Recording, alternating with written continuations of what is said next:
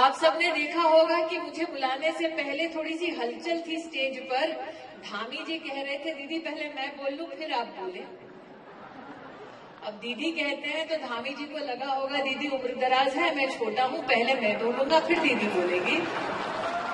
लेकिन ये गलतफहमी इसलिए भी हो सकती है क्योंकि भले ही राहुल गांधी को कितनी दूर पछाड़ दिया हो, लोगों के दिमाग में सास भी कभी बहू थी का तुलसी चल रहा है। तो इसीलिए कुछ लोगों को लगता होगा वरिष्ठतम महिला है, 70-80 साल की होंगी, इसलिए धामी जी ने कहा चलो दीदी पहले हम बोलते हैं। तो मैंने धामी जी को आश्वस्त किया, धामी जी चिंता ना करें, अभी भी मोदी जी की कैबिनेट में सबसे कम उम्र की मंत्री मैं ही हूं।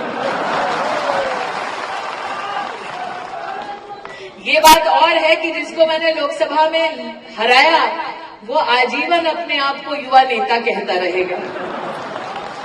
लेकिन आज यहां पर कोई दमदार भाषण देने की बजाय इससे पहले कि मैं हमारे सम्मानित मुख्यमंत्री जी को यहां आमंत्रित करूं, मैं मात्र 2-3 निवेदन आपके लिए लेकर आई हूं।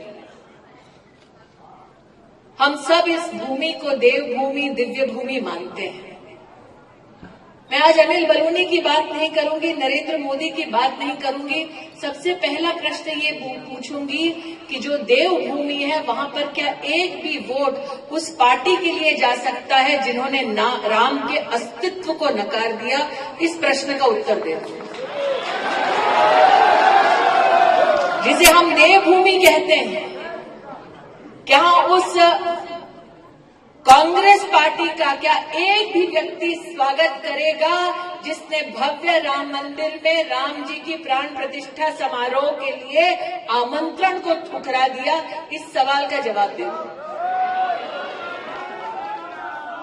क्या इस देवभूमि पर कांग्रेस के उस नेता के लिए, कांग्रेस की उस विचारधारा के लिए एक भी वोट पड़ेगा जो हिंदुओं को आतंकवादी कहता है? क्या इस देवभूमि पर एक भी वोट उस कांग्रेस पार्टी के लिए पड़ेगा? ये वो भूमि है जहां देवताओं का वास है और जहां के शूरवीरों ने भारत की सरहद पर जाकर मां भारती के संरक्षण के लिए अपने प्राणों की आहुति दी। इस भूमि पर क्या एक भी वोट कांग्रेस को पड़ेगा जिन्होंने धारा 370 का हटाने का विरोध किया, जिस कांग्रेस पार्टी ने भारत की संसद में भारत के संविधान को चुनौती दी और भारत की सेना से साक्ष्य मांगा कि बताओ पाकिस्तान में जाकर तुमने दुश्मन को किस तरह से खदेड़ा? आज सैनिकों के, पूर्व सैनिकों के और शूरवीरों के परिवार से पूछना चाहती हूं, क्या एक भी वोट ऐसी निर्लज पार्टी को जाएगा? अब बात आई अनिल बलूनी की। मैं तो बलूनी जी आपका अभिनंदन इसलिए नहीं कर रही क्योंकि आपने यहां पर लोकसभा का प्रत्याशी ना होने के बावजूद भी 5 रेल रोकने का काम किया, जनता के मनोबल को और बढ़ाया। मैं इसलिए भी आपका विशेष अभिनंदन नहीं कर रही कि आपने डॉपलर रडार की व्यवस्था और सांसद निधि के माध्यम से आईसीयू की व्यवस्था की। मैं तो आज कंडोलिया मंदिर के सानिध्य में ये प्रार्थना करने आई हूँ, भाई के माथे पर विजयश्री का तिलक लगाने आई हूँ, जिसने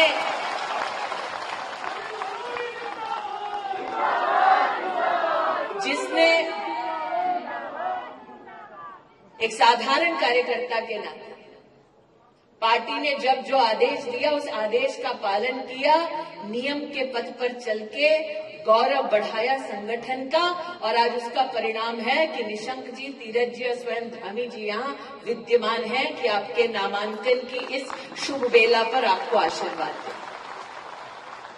चुपचाप धंधा एक कोने में बैठे हैं। मेरे 25 साल के राजनीतिक इतिहास में 20 साल तो ऐसे बीते जब धंधा ने मुझे पौड़ी हो, गढ़वाल हो या उत्तराखंड की कोई भी पहाड़ हो, कोई भी घाटी हो, कोई भी मोहल्ला, कोई भी गांव हो, हर जगह पर कार्यकर्ता के नाते अपने सानिध्य में मुझसे काम करवाया है और आज शांति से एक मुद्रा में यहाँ पर धंधा बैठे हैं। मैं कार्यकर्ताओं का विशेष अभिनंदन करना चाहती हूँ।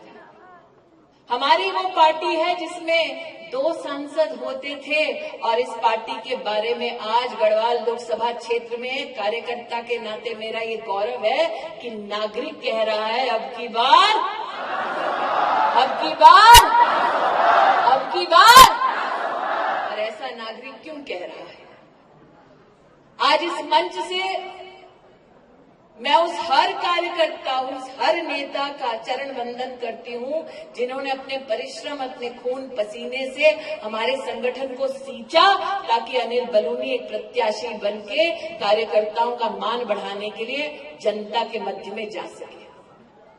बलूनी जी ने अपने उद्बोधन में कहा कि इससे पहले कि नरेंद्र मोदी जी प्रधानमंत्री होते, मुख्यमंत्री होते, भारतीय जनता पार्टी के कार्यकर्ता या पदाधिकारी होते, संघ के स्वयंसेवक की दृष्टि से उन्होंने इस पूरे क्षेत्र में सेवा दी समाज की। हमारे प्रदेश अध्यक्ष महेंद्र जी के सानिध्य में आज का ये ऐतिहासिक कार्यक्रम हो रहा है और संगठन के मुखिया के नाते आज उनका गौरव है कि आप डंके की चोट पर कह सकते हैं, जहां गांव-गांव, पात-पात हमारा कार्यकर्ता गया, मेहनत की, आज उत्तराखंड की एक-एक लोकसभा की सीट 400 पार की श्रृंखला में उत्तराखंड के कार्यकर्ताओं की ओर से अर्पित की जाएगी। लेकिन बहनों को विशेष आग्रह करना चाहती हूं, इससे पहले कि मैं धामी जी आपका स्वागत यहां पर करूं, हम बहनें जानती हैं कि दुख की घड़ी में जो संग दे वही सच्चा साथी, वही भाई, वही देव तुल्य, वही पिता तुल्य। सुख में तो कई मिल जाते हैं, विपदा की घड़ी आई जब कोविड की त्रासदी छाई पूरे विश्व पर।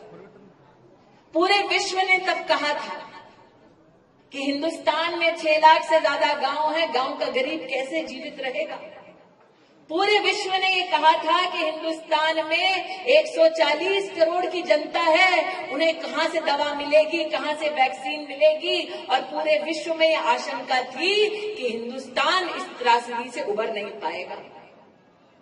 तब नरेंद्र मोदी ने संकल्प लिया कि हिंदुस्तान में एक भी गरीब रात को भूखे पेट नहीं सोएगा। तब से लेकर अब तक और अब से लेकर आगे 5 साल तक ये मोदी की गारंटी है कि गरीब को हर महीने मुफ्त का राशन मिलेगा। सिर्फ राशन नहीं पहुंचाया, विपक्ष ने कई बार उपहास उड़ाते हुए कहा कि वैक्सीन विदेश से लाओ, हिंदुस्तान में ना बनाओ। तब नरेंद्र मोदी ने डंके की चोट पर कहा कि मुझे हिंदुस्तान और हिंदुस्तानियों की काबिलियत पर इतना कॉन्फिडेंस है कि हम वैक्सीन न सिर्फ यहां बनाएंगे, न सिर्फ हर हिंदुस्तानी तक पहुंचाएंगे, बल्कि साथ ही विश्व भर में भारत की मेड इन इंडिया वैक्सीन लेकर जाएंगे। यहां पर कौन है जिसने वैक्सीन नहीं लगाई? सबने लगाई है? कितने लोगों ने लगाई है? थोड़ा हाथ ऊपर करो।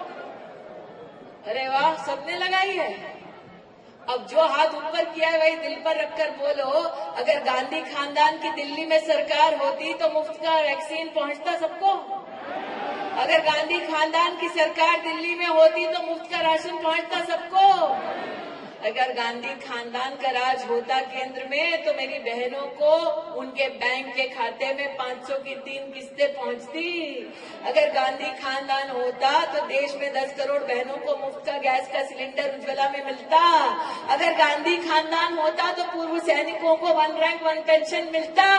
अगर गांधी खानदान होता तो आसमान चीर कर आतंकी कैंपों पर हिंदुस्तान की वायुसेना, थल सेना के आक्रमण कर के हिसाब बराबर करती। अगर गांधी खानदान होता केंद्र में सत्ता में तो क्या धारा 370 हटती? अगर गांधी खानदान होता तो भव्य राम मंदिर क्या अयोध्या जी में बनता?